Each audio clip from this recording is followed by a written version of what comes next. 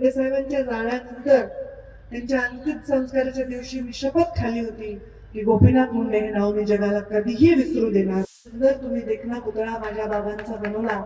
मी मुंडे साहेबांच्या त्या पुतळ्याचा हात पकडून पुढे ओढली होती.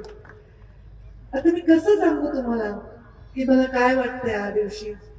माझ्या जीवनामध्ये मुंडे साहेबांच्या जाण्यानंतर त्यांच्या अंतिम संस्काराच्या दिवशी मी शपथ खाली होती की गोपीनाथ मुंडे हे नाव मी जगाला कधीही विसरू देणार नाही.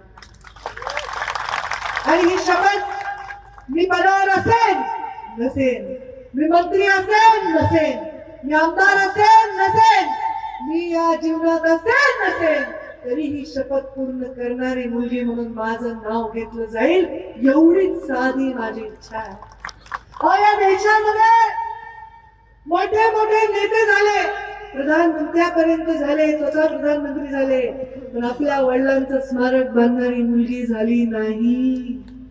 पण मी ते बांधलं.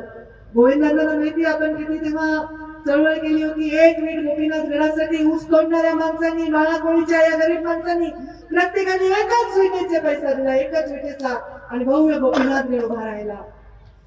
पण ते स्मारक बांधण्याचं खरं कारण काय होतं, तर या स्मारकावर नतमस्तक होणारा, मुंडे साहेबांवर प्रेम करणारा माणूस, त्याला जायला ते ठिकाण आहे हक्काचं. त्याची मालक पंकजा मुंडे नाही, त्याची बालक मुंडे परिवारातला कोणी, प्रीतम मुंडे नाही, यशस्वी मुंडे नाही, धनंजय मुंडे नाही, कोणी नाही आहे.